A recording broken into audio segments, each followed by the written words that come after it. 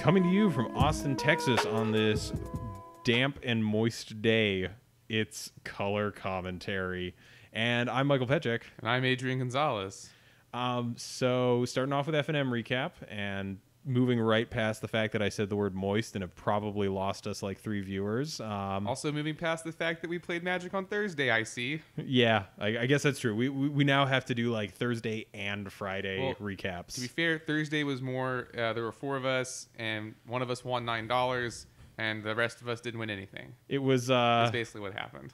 It was a little sad, but I don't know. I got to play Pauper. Yeah. So and I played Teachings because I was feeling unfriendly. Also, the last time we were there was a bunch of elves and boggles. Also, I feel like talking about Thursday is actually important for leading up to Friday's story, because Mike and I got paired together, and I was playing Pig Trinket on Thursday, and he was playing Teachings, and so it was just hard control versus hard control. And then Friday rolls around, and we get paired together again, round 1.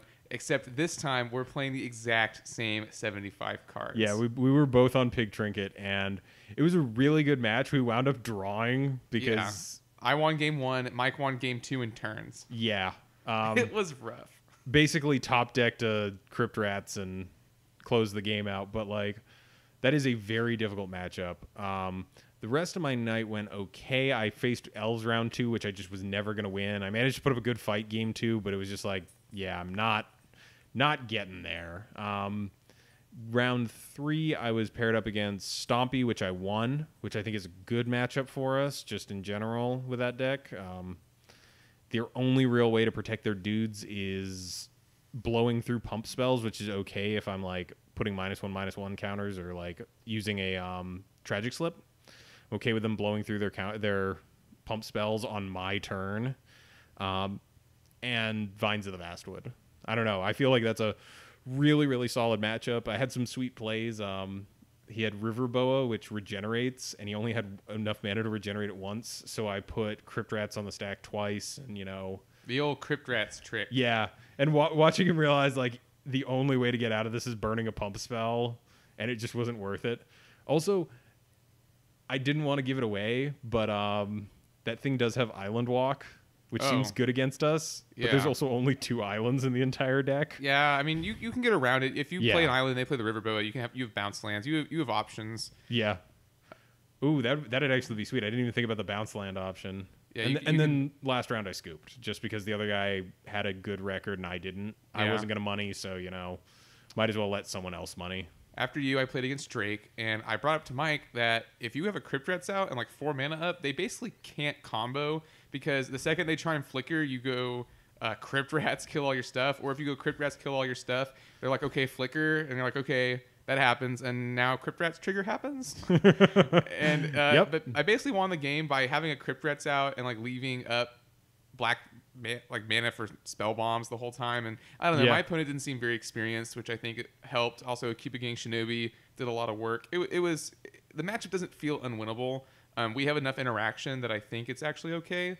And then I went on to play Delver, which I absolutely crushed. Yeah, Delver's surprisingly good. He got kind of unlucky. Yeah, he got a little unlucky. I had like a turn 1 Fume Spitter, which is really very, very good against them. Well, you're playing a lot of like very efficient removal, so you're often trading your like 1 mana spell for their 2 mana spell if they counter it. Yeah. So you're getting to do more things than they are. If you know the deck well enough, you know what you need to like bait out a counterspell with in order to resolve the thing you actually want. I don't know. I feel like that matchup is incredibly good for Pig Trinket. But yeah, it was pretty good. And then you split last round, right? Yeah, I split last round with a new Affinity player. Shouts out to the Brotherhood of Steel. He told me he came in with a bunch of advice. And the last round, I actually, little known secret, I hate playing against Affinity. I really, really do. I know the deck so well, and I don't know. I hate playing against it. I love playing it. I hate playing against it. So I was really happy to take the split. Maybe it's actually not a good deck for the format. Maybe it's unhealthy, buddy. No, it's a great deck. It's just very stressful for me to play against it. Well, yeah, because you know how quickly it can go off out of nowhere. Yeah. All right, but yeah, those were both like good nights. I'm feeling better about getting back into the Pig Trinket loop. I'm probably going to try and show up with Bugs and Pigs, the Trinket Mageless version next week. Yeah, I'm thinking about buying some stuff for that. Actually, Next week we're drafting Conspiracy. That's right. Oh yeah, we are. And then also next weekend we're drafting Conspiracy because we're streaming the Pauper tournament. So you'll still have your dose of color commentary content. We're just deciding to have some fun instead of doing our job. Well, we still might. Oh no, we're not going Thursday. That's right. No, I have a doctor appointment. Other stuff gets in the way. Life gets in the way.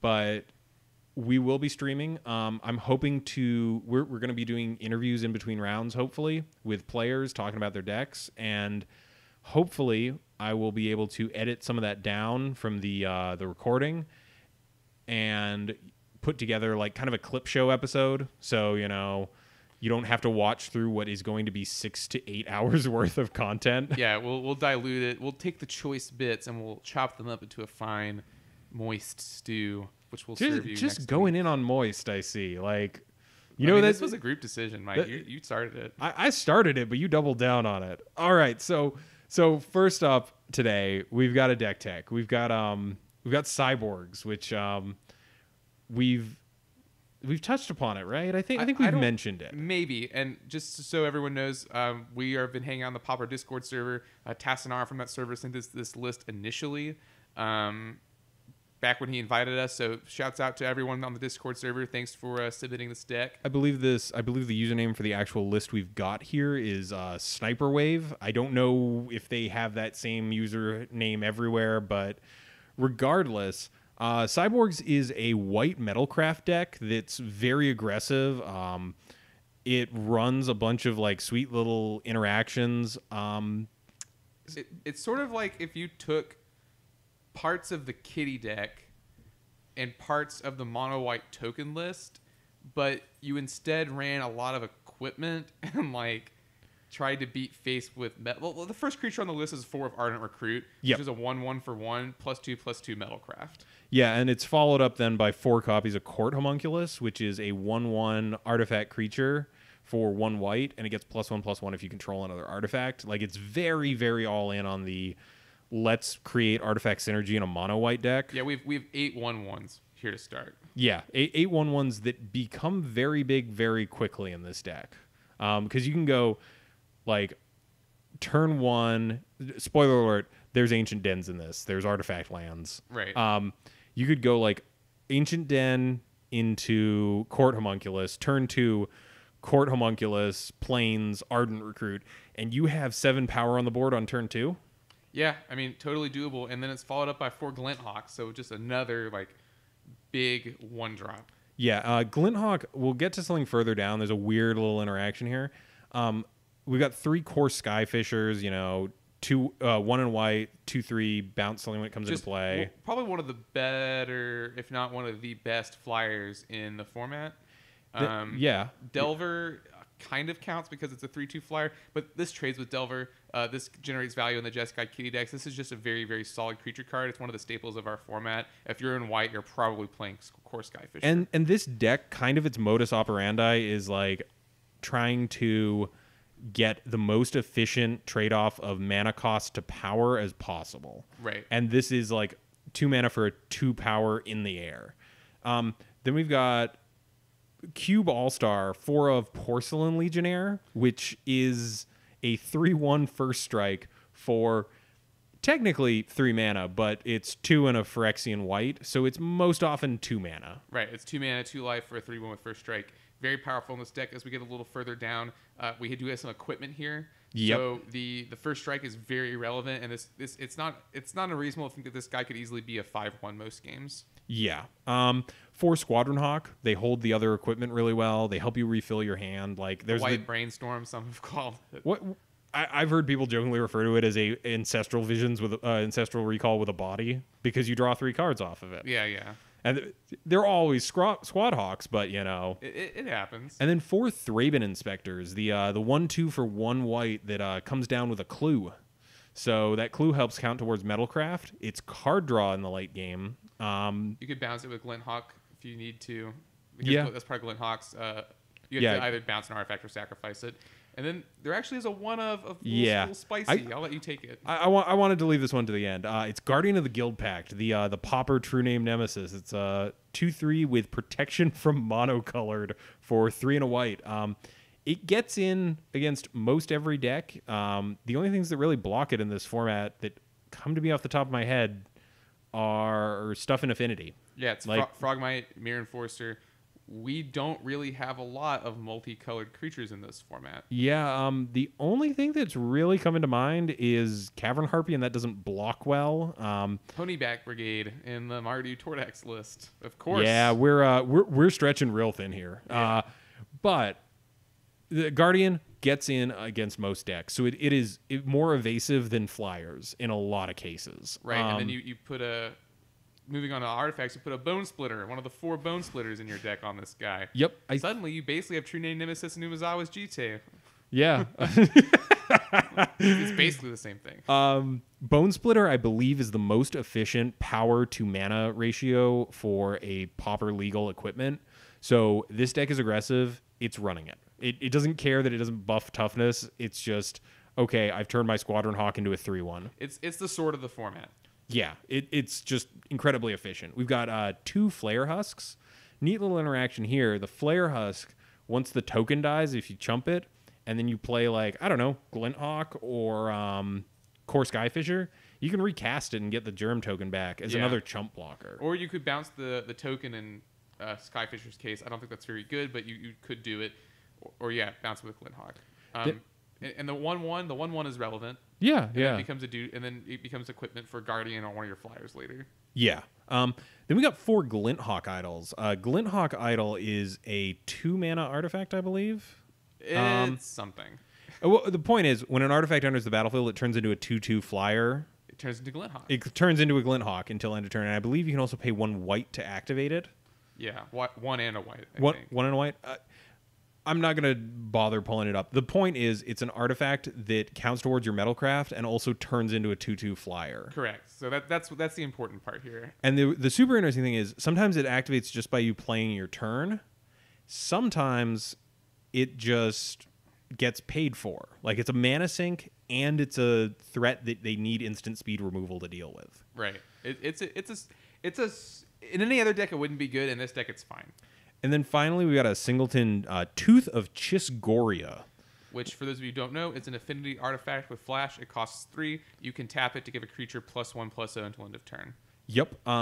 This also kind of has a neat little synergy with the Skyfisher effects, because you can have it out, use it, bounce it back, play it back, possibly for free, and pump selling again. Right.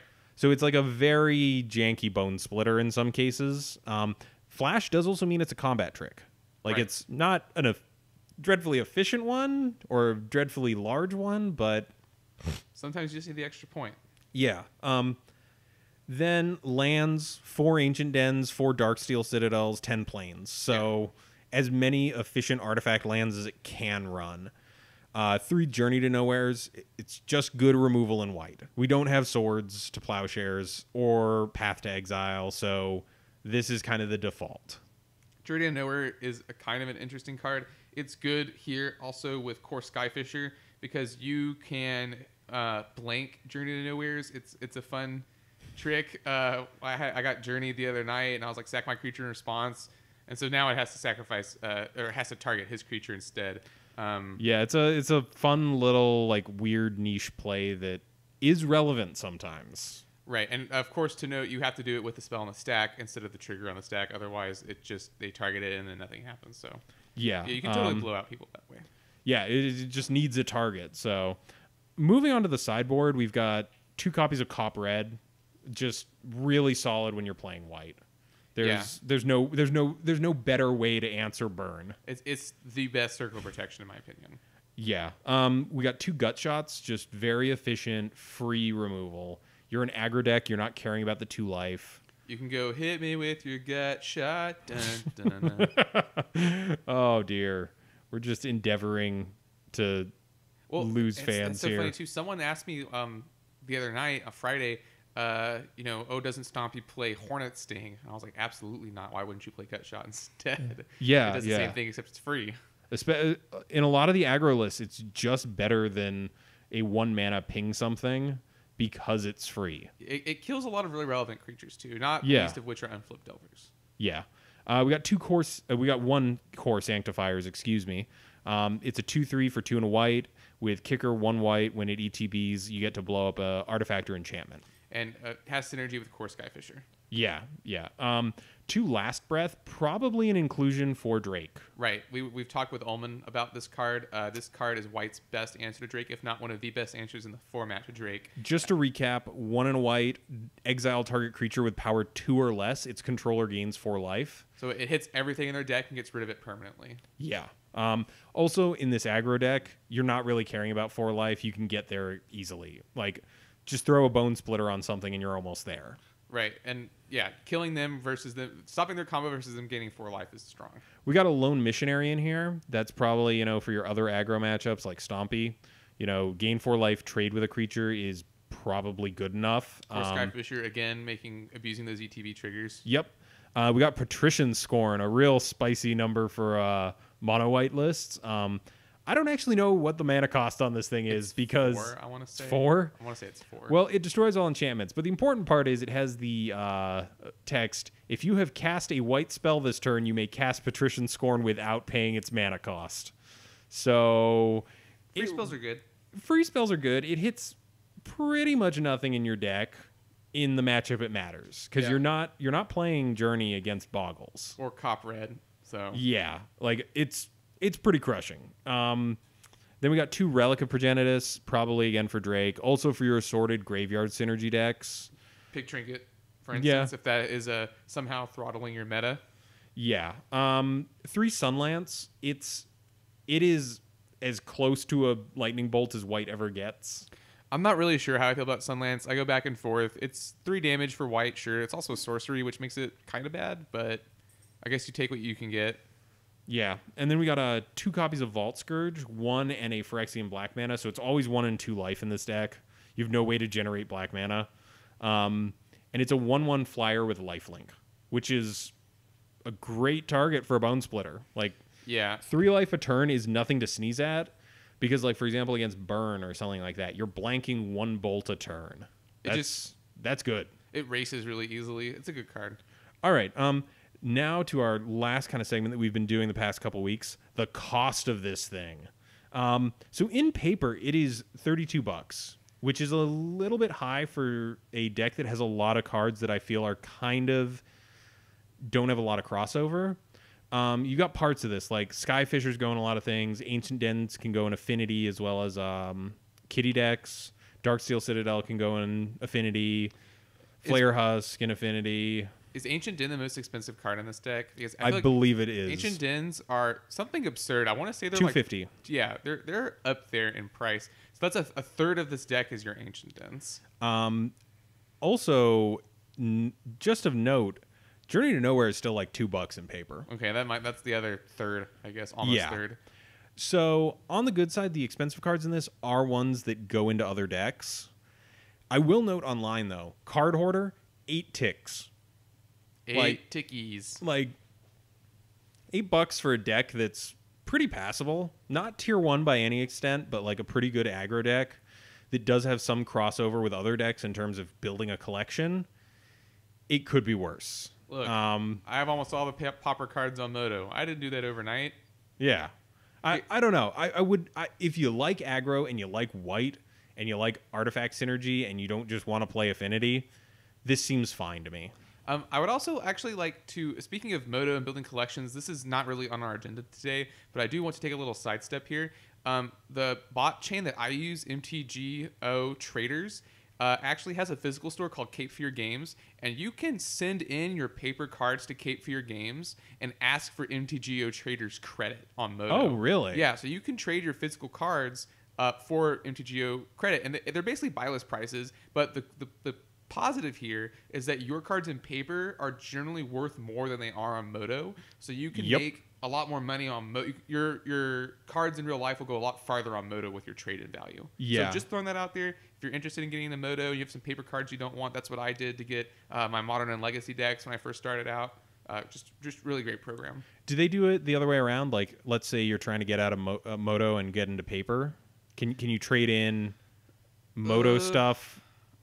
I'm not 100%. I know you can sell them your stuff for tickets, or you can sell your stuff for tickets, and then you can sell your tickets for like, I want to say 90 cents on the dollar or something. Okay, so you can get money out of it that you could then use at their store. Yeah, you can cash out on Moto. I'm not sure if you can get store credit through that though. I would have to look. I've never tried. Yeah. I also, as a side note, I stopped using it a while ago, but Puka Trade, the trading website that some have criticized for being slightly similar to a pyramid scheme, they are launching, I think in a couple days, the ability to trade Mitgo cards on there. That's so cool. you could trade online cards into paper cards or vice versa. Puka Trade is a whole other discussion that other people have done to death. Yeah. But it's a thing, and adding MTGO stuff is good.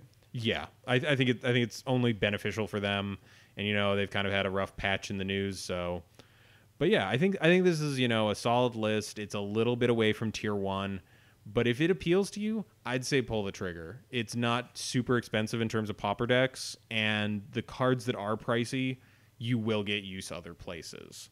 So moving on. So our next discussion, we're actually hoping will be a bit of a recurring segment, and special thanks to David Kane for giving us this suggestion. Essentially, we're going to go into we're going to showcase a particular card, not necessarily out of the deck tech we just did, although today we are. The card up for today is Guardian of the Guildpact. It's basically our format's true name nemesis or etched champion, in that it's very difficult to kill. Most decks in this format are monocolored. Or if they're not, the removal at least is monocolored. And I think we mentioned earlier, there are very few multicolored creatures, if any. Really only artifact creatures can get rid of it.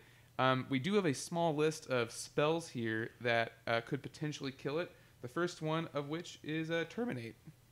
So yeah, I think another thing to point out with the single card discussions as we do them, we're going to try to kind of focus on cards that don't have a home in a tier 1 deck yet, but are very powerful in a vacuum. Kind of the nimble mongoose effect, where it on paper everything looks great, but then you realize there's no deck that can really abuse this. So yeah, Terminate is one way to kill it. One black and a red, destroy target creature, can't be regenerated. A criminally underplayed spell in our format, honestly. Yeah, just very premium removal. Agony Warp kills it if you target it with the -0, -3 half of it. And that's probably the most relevant spell on our list, I think most. It's very common in teachings. Yeah, very common card. I think even sometimes the blue-black Angler Delver lists play it. Yeah. And of course, we're not going into the obvious cards like Edicts. Edicts obviously kill this card on an empty board. Yeah. Branching Bolt, red and a green. I think it hits a creature with flying and a creature without flying, or a creature without flying. Yeah, you can choose for 3 damage each. Yeah, you can choose to not hit a creature with flying. Yeah. Sadly, it's white, so it's probably in a deck with flyers. I feel like a lot of the white decks kind of just auto-include either Kitty or Core Skyfisher or something like Auriok Sunchasers for the Metalcraft list. Actually, that's pretty good. Then Branching Bolt would be good against this deck. Yeah. And also, it can't get through a lot of Affinity's threats, which is a very relevant thing given that that's one of the top tier decks. Right. So on face value, it is kind of a true name nemesis. It's very, very hard to interact with. Sweepers don't hit it. Fun fact. They're all monocolored, or in the case of like Shrivel or Nausea, they don't do enough. It's a 2/3. I mean, we were joking before the show started. You can triple Nausea to get rid of this thing, and I don't think most mono black lists are running 3 copies of Nausea. Yeah, in mono black, you basically have to hope to remove their other stuff, and then Chainers this. Yeah, that is a valid point. Like a Nausea that wipes your board in White Weenie, followed up by an Edict effect, does just kill this. Right. Also, it blocks really well. Like if you can get flying onto this thing, and that's another one of the catches, it's very hard to buff this guy. Like he carries swords really well. He does not carry much of anything else really well. No, he wears Armadillo Cloak. He wears Armadillo Cloak. Or Soul Link, which is 1 a white and a black. It's a aura. Whenever an enchanted creature deals or is dealt damage, you gain that much life. I also think that any of the cycle, we mentioned we didn't mention Crystallization, that whole cycle, the Esper, not the Esper. The Shards of Alara 3-color enchantments. Right, but the positive ones. You could enchant him with this. I'm not sure what the black and the white one does. I think it gives lifelink. I don't know. So I remember crystallization is it's white and a green aura blue. It's a pacifism effect, but it has the added upside of if the creature becomes the target of a spell, ironically, very difficult to do in this situation, you exile it. So, but I want to say I meant the positive ones. Like, no, I guess those are from like Shadowmoor. Oh, you're thinking of the Shadowmoor ones? Yeah, I'm thinking of like steal the Godhead and stuff. The deity boons. Yes. Sorry. Yeah. Sorry for the confusion. Actually, so wait, steal the Godhead would give it +1/+1 and indestructible. I forget what the halves of that are. Yeah, I mean, but I'm just saying, like, there are some enchantments that can hit it, but they're very few and far between. Really, this guy's around in the deck we just mentioned to carry equipment, which is what it does best. Well, so here, let me hit you with a deck that I've actually played that, while not good, made an interesting use out of this guy. I, for a long time, was trying to make Black-White Pestilence work as a deck. Oh. This thing lives through Pestilence. This guy's very good with Pestilence. And more importantly, it keeps Pestilence around. Right. So it does have a synergy there, and there's other things that can do that. Like in paper, we've got Cemetery Gate, which is a wall with protection from black, or just playing stuff with absurdly high toughnesses keeps Pestilence around. But this guy's a really weird case because he just prevents all the damage. It just rolls off him. Yeah, and if you could put that aura on him, then you could just gain the life that you're spending on Pestilence. What do you think I was doing with this deck? What you were doing? Oh, dear sweet God. Why? To be fair, I keep trying to make like terrible decks like that work. Like I've wanted for the longest time to figure out how to make Touch of Moonglove and Crypt Rats work. Touch of Moonglove gives a creature Death Touch, and every time a creature it deals damage to dies, its controller loses 2 life. So I've been trying to figure out some way where it's just like pop Crypt Rats for 1, you lose 20. I don't know. It seems like a sweet little piece of tech against elves, but no, this is definitely like a really interesting and powerful effect, and a unique one too. And it just doesn't have a home. That's the catch. Like you've talked, I forget, did you mention your idea to put this in Affinity on the show? Maybe. I think so. Where you said if cranial plating was unbanned, the first thing you would do is put this into it. Oh, yeah. I don't think I've mentioned. I've talked about it on the show, but yeah, I mentioned that. This dude is an excellent carrier of cranial plating. Yeah. Sadly, never getting unbanned. Right. No, but it was the first one in. first one in, never coming out. Yeah, never going to be the one out. Yeah, so, as you were sitting here thinking, does this guy even really belong in an aggro deck? Could you put him in some sort of like blue-white or red-white control deck? I don't hate him in like a white Tron deck. Yeah, and then he's your win con. He's not as flashy as other win cons, but slow and steady, control the game. Yeah. I mean, it is like out of all those spells we mentioned, we were digging deep. Branching Bolt, I have never actually seen played in a game that I have participated in or watched ever. So it costs 3 mana. At the end of the day, it costs 3 mana. Like it's just weird. Red green's not a great color combo in this format. Right. Really, red always wants to be with blue or white. Or by itself. Yeah, like it's just not one of those very good cards, and like a lot of these are very fringe answers. I think the big thing keeping this guy back is always going to be the fact that Mirror Enforcer just eats it. Yeah. And Mirror Enforcer is usually free. Yeah. Mirror Enforcer is a heck of a magic card. I can attest to that. The triple Enforcer turn. I've had it. It's fun. It's great. Your opponent looks super crushed. Relevant point here. Also doesn't match up great on defense against Kiln Fiends when they've got the battle Temur Battle Rage. Oh yeah, this guy does not care about trample damage. You just you don't do 3 to him and then the rest goes over. You I believe you have to assign what would be lethal. Yeah. So that's what I meant. You do 3 damage to him, but it doesn't actually do anything. You miss out on 3 damage basically. Yeah, he basically is just chopping 3 damage off, and that's very, very easy sometimes to get with Kiln Fiend. So not super great against that.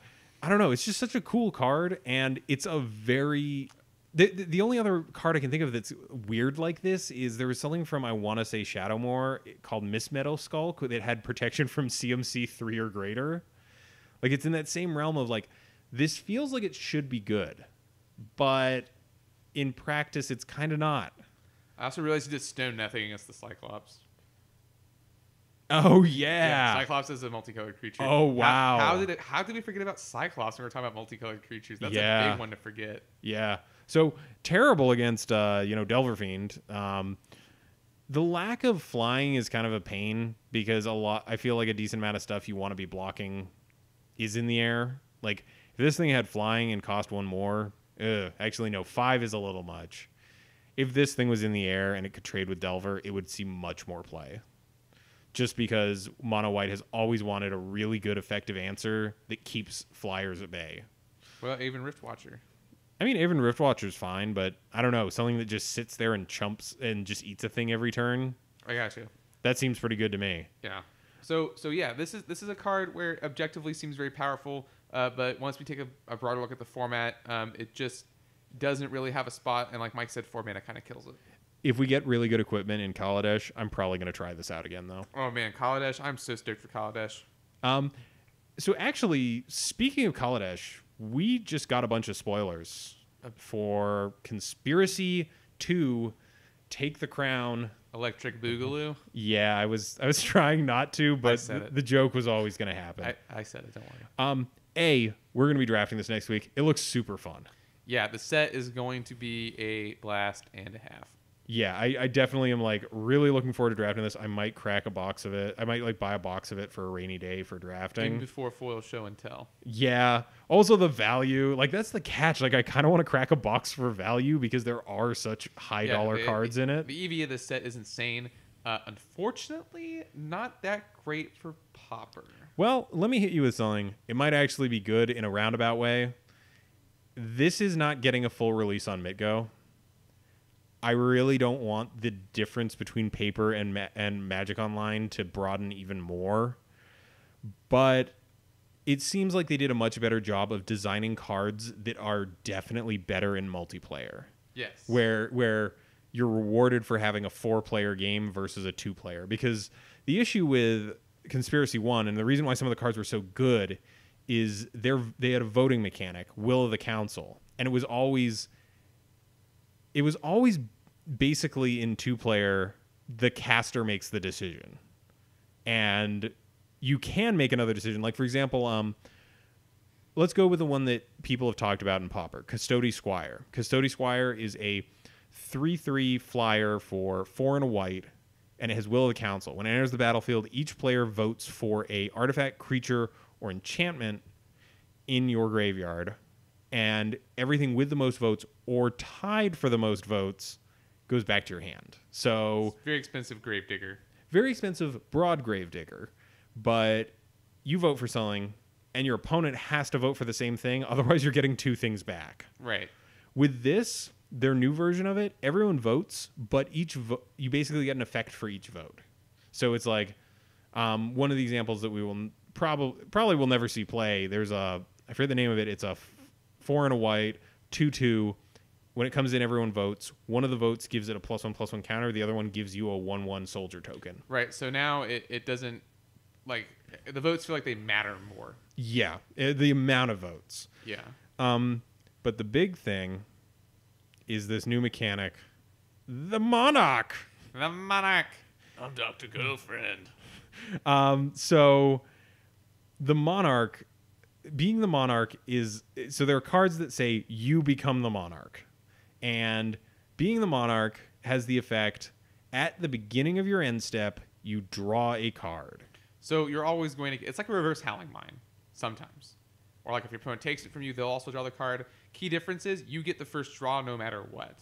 Yes, that is super important because the big downside of most Howling Mines is your opponent benefits from it first. So if they have artifact removal, they just blow it up. Now, is this an artifact or is this an emblem? It is. I believe it's not an emblem. I believe it just exists. It's just like it's a game state. Like, I don't know if there's a comparable thing. I think you're just the Monarch. But the important thing is, Mike, you say, my opponent has become the Monarch. How do I become the Monarch? Well, it's quite easy. Yeah, first, you hire a ghost assassin. Yeah, who you gonna call? Whenever someone deals combat damage to the player who is the monarch, they become the monarch. Right. So in a multiplayer format, you have 4 people who are ostensibly trying to become the monarch. So no one's going to be the monarch for very long. However, in 2-player, the mechanic seems a lot more powerful. Where where we're talking about this is in a control deck, where you play one of these creatures that makes you become the monarch after you've already ground your opponent down, and then you just drown them in raw card advantage by being able to draw cards and while answering their threats simultaneously. Yeah. And the best one for that is our first one here, which is Thorn of the Black Rose, which is a 1/3 for 4 with Death Touch. Yeah. So 1/3 for 1/3 for 3 and a black, Death Touch. When it ETBs, you become the monarch. So let's compare this to Seagate. Right, that's one of my favorite comparisons also. Seagate, also a 1/3, only costs 3, is blue, and you get to look at the top 2 and you get to pick 1. So it's a one-time card advantage, barring any flickering shenanigans. Is this something that Teachings actually wants? So I almost don't know. One thing that's good about Seagate is he blocks aggro decks because he's cheap. Well, not because he's cheap. He's a 1/3 for 3. He's cheaper than this. This is a 1/3 with Death Touch, so its block range goes through the roof. It basically kills anything. Yeah. Right. So the turn you cast this card, it is worse than Seagate because you don't get to select between the two. If you manage to keep it for another turn, the card is better than Seagate because you've drawn 2 cards. Yes. I'd also like to point out the big thing that people kept discussing is, in a control deck, it's hard to stay the monarch because a lot of times you're like taking a small hit because it's not worth using a removal spell or using one of your few creatures to block. So I would counter argue that you're not playing this spell on turn 4. You're playing this spell on like turn 6 or 7. Yeah. After the board is already clear. Well, that's something. Also, let me hit you with this. Ghostly Flicker. Yeah. It's on ETB, so, you could just, I don't know, if you're a Teachings deck running Mnemonic Wall or, what's the other one, Archaeomancer, this thing could just become, every turn I become the monarch, and maybe it's just a Howling Mine, but...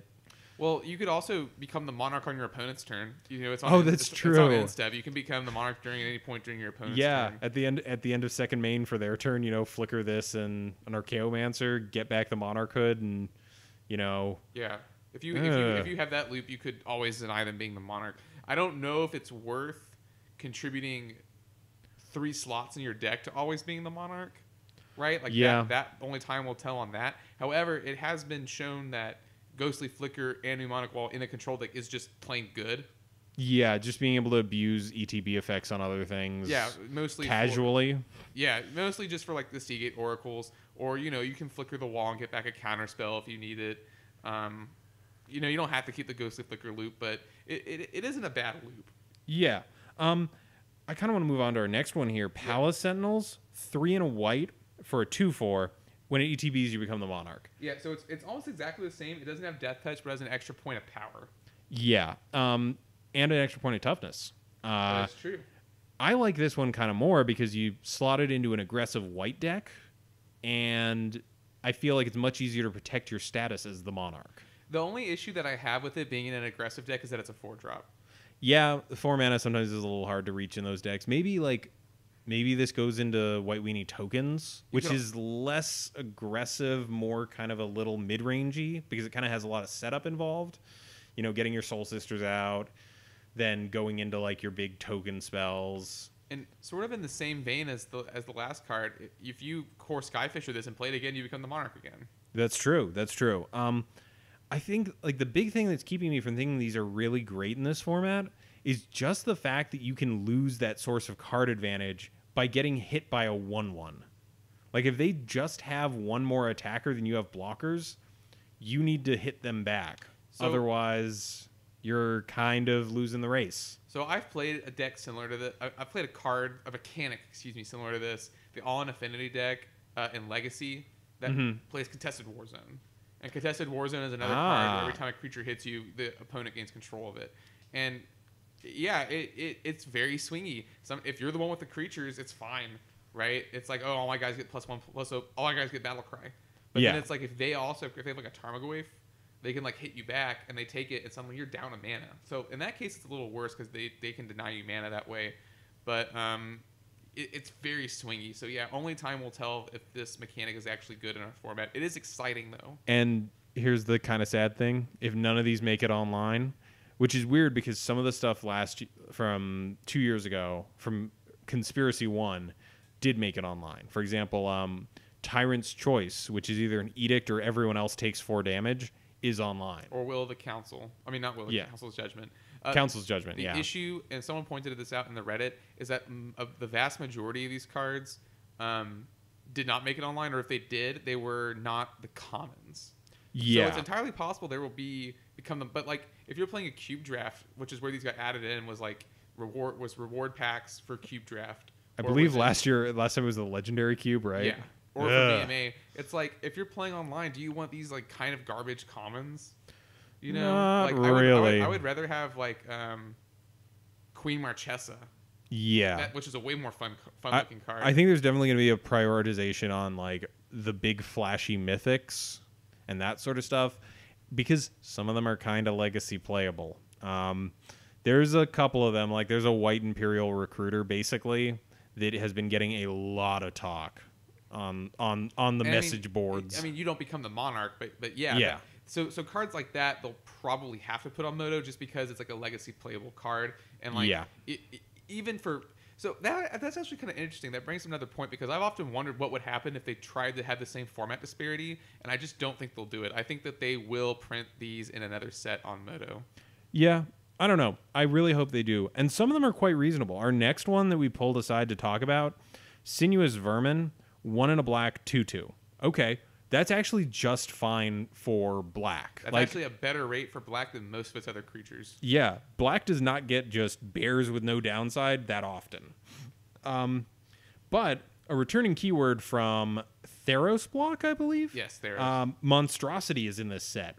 So for those who don't know about Monstrosity, it has a number assigned to it and a mana cost. You pay the mana cost, you put X number of +1/+1 counters on it, and the creature is monstrous. You cannot play this ability if it's monstrous. So, interesting thing, you could double stack your monstrous if you had enough mana. You could activate monstrous and activate monstrous in response.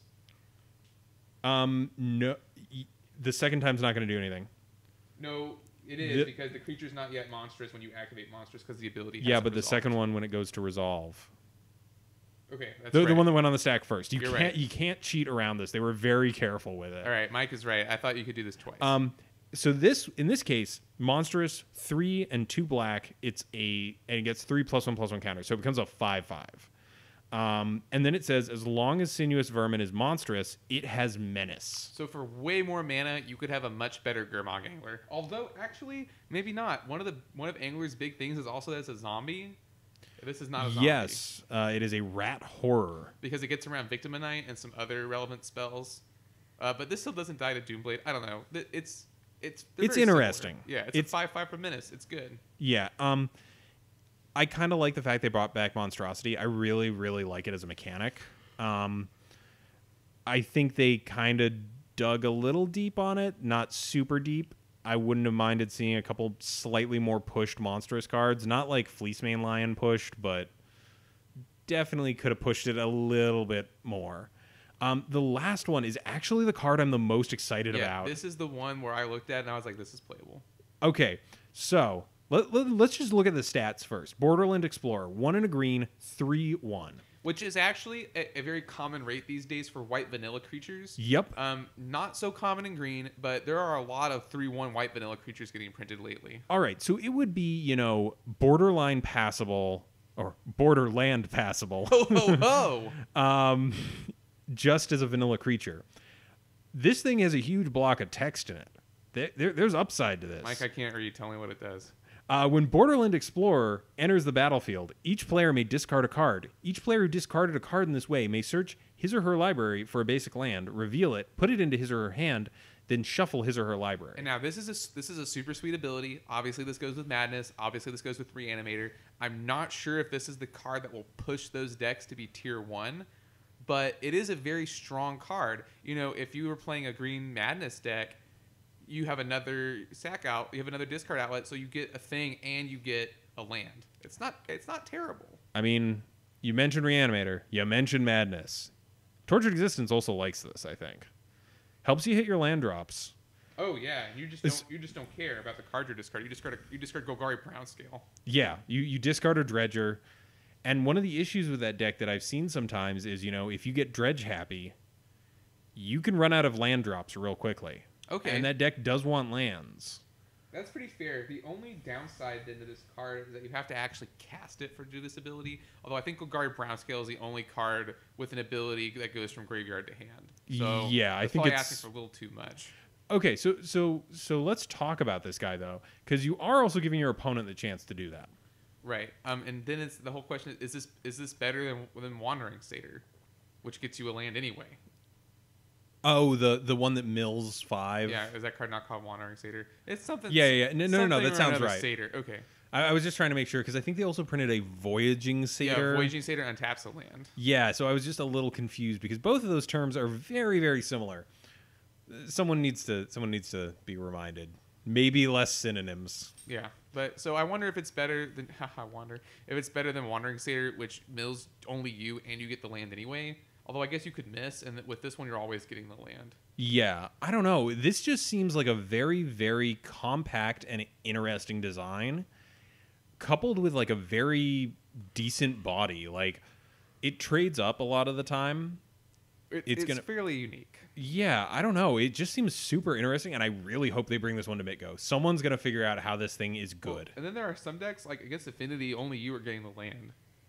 They can't go get a basic land. Oh, is it basic? Yes. Ooh, that's actually another... Yeah, it's a basic. That's real interesting, actually. So, actually, the first thing I thought when I saw this, it kind of reminds me of Krosan Tusker in a weird way. Because it has the same ability as Krosan Tusker. In the end, you're discarding a card, you're getting a land, you're not drawing a card, but... Don't compare this to Big Pig, Mike. I'm sorry. I've offended the Big Pig, and I will atone for my sins in some way. Praise Pig. Praise the pig. Praise him. But it is a very similar effect in you discard a card, you get a basic land to hand. Yes. I don't think this guy's a replacement for Sakura Tribe Elder. At all. Heavens, no. No, and I'm not even talking in Pig Trinket. I'm just talking in general because Sakura Tribe Elder has seen play in other spots. It's still a pretty good card, even if you can't recur it. The difference here is this land goes to hand. Sakura Tribe Elder puts it on the battlefield, so Sakura Tribe Elder's true ramp. Yeah, Sakura Tribe Elder is true ramp. This guy just makes it so you hit your land drops. Is a better body. The body does stick around after you get the land. Mm-hmm. I don't know. Like, this is just a really cool design, and it's a really neat space for a common. Yeah, it's definitely the most interesting card in the set for me as well. Time will tell if it's good. Yeah, this is definitely the one I hope gets online the most because I want to see what happens with this. Maybe this helps push a red-green Madness deck over the edge. Does also synergize with what do you call it? Nimble Mongoose. Actually, yeah, because you'll discard the card. Yeah, it does. You're filling up your graveyard, and you're making sure you hit your land drops. So could this go in the blue-green? The blue-green Mongoose Delver Bear thing. Yeah, what's the mechanic called? Oh, jeez, the blue-green Threshold deck. Yeah, maybe. I don't know if you want to sacrifice counter spells and stuff like that for this though. Yeah, Thought Scour and Mental Note seem better. Yeah, I don't know. It's one of those cards where I kind of get that gut feeling that there's some use for it. I can't tell you what it is. I don't know where this fits, but it's got enough text on it for a common where I'm like, this probably does a thing. There's probably some use for it. So I know that's not, an empirical standard. It's not like, oh, this card has a bunch of text on it. It must be good. It's got enough interesting text on it. I was sort of hoping Oubliette or Gorilla Shaman will be reprinted in this set. I was kind of too. I kind of thought that Gorilla Shaman wouldn't get reprinted. And hear me out. It's a small set. There's not going to be that many artifacts in it. Yeah. It was just always the thing. We just saw that art. The data mined art. Where did that come from? We still don't really know unless If someone knows where that sweet art of, a monkey with a big old sapphire in its hand came from. That's called Gorilla Shaman. Yeah. If someone knows what the deal with that is, please let us know. Yeah, because we are a hankering for it. I also just want it in paper. Yeah, I really do. We are a hankering. The old one's kind of janky. I don't know. Like, this set was sweet. Also, Kiln Fiend's in it. For people who like Kiln Fiend, you can play it in limited again. With Berserk. With Berserk. I'm waiting for the Bad Beats story. I'm going to hear it. Someone's going to pull that off, and I'm going to get to hear the story about someone, like, one-shotting a person with a Berserk on, like, turn 4 or 5. I don't know. Serum Visions. Berserk. I don't know. I'm super pumped for the set. It looks really, really interesting. I'm not sure if Monarch is great for our format. I think there's a chance it is. I think that there's just like a chance it's good. But I don't know. I don't know if it fits better in the aggro decks or the control decks. I will say there's a green one for 5 and a green. It's a 4/4. You become the Monarch, and as long as you are the Monarch, it can block 2 creatures. I kind of want to try it in Turbo Fog. Yeah. Well, so being the Monarch is actually pretty good in Turbo Fog because you blank all their attacks and you're playing Jace's Erasure. Yeah. So that seems okay. Also, if they only have 2 things and they don't have 4 power combined, you can just chump them forever. Yeah. Yeah. Also, it gives you the excuse to it gives you a creature so you can actually run Pulse of Marasa. That seems pretty good. The spice is a brewing. So, man, Adrian's Spice Cabinet, too. Electric Boogaloo. Except Again, this time it's Mike's Spice Cabinet. I feel like we need to mix that joke up sometimes. I feel like maybe Spice Cabinet 2 Reloaded. Okay, whatever. Mike's in there reaching for the peppercorn right now. But yeah, no, I think this is cool. There were a bunch of sweet reprints. Go out and draft this. Like, I'm not a huge drafter. I like Cube. And I'm also not a huge multiplayer person. I have rallied against EDH a lot. I am not a fan. I feel like it's like the quickest way to poison a friendship with someone who you actually liked. And I really like this. I purchased 2 whole boxes of the original Conspiracy, and I don't buy that much sealed product. So definitely try this out. If you have a brew featuring any cards from Conspiracy 2, please send it our way. We will definitely feature it immediately because I want to see what you're doing with these cards. You will go to the top of the heap too. Reloaded. All right, that joke didn't work out there. No, I'm sorry. no. I went for it, though. It's okay. You miss every shot that you don't take. That was the thing that Michael Jackson said. Did Michael Jackson say that? No, he didn't. It was Michael Jordan. Yeah. I like that you had to think about that for a moment, though. Yeah, no. I think we're getting a little close to wrapping stuff up. Is there anything else you wanted to touch on before we kind of slow stuff down? Nah, I think we're good. Affinity's the best deck. Don't play Gorilla Shaman. Unbanned Cranial Plating. The end. All right. So just the usual crap posting at the end. Yeah, blah, blah, blah, blah, blah. Cranial Yeah. Plating. Yeah. Okay. We'll unban cranial plating. The catch is we also have to unban invigorate. All right, never mind. But like we were saying, that's all we got for today. Special thanks to Pat's Games for giving us a place to play Weekly Pauper. Special thanks to L for the use of his song Quantitative as our theme music. You can find that and other great tracks under the name LLL on SoundCloud. Please subscribe to us to YouTube, follow us on Twitter, and like us on Facebook. We're also on iTunes, so if you subscribe there, please leave an iTunes review, especially a written one, because that really helps us out. If you have an idea for a discussion topic or a deck list you'd like for us to discuss, you can either use the contact form on our website or email us directly at colorcommentary@gmail.com. I'm Adrian Gonzalez. And I'm Michael Petchek. And we're signing off for Color Commentary.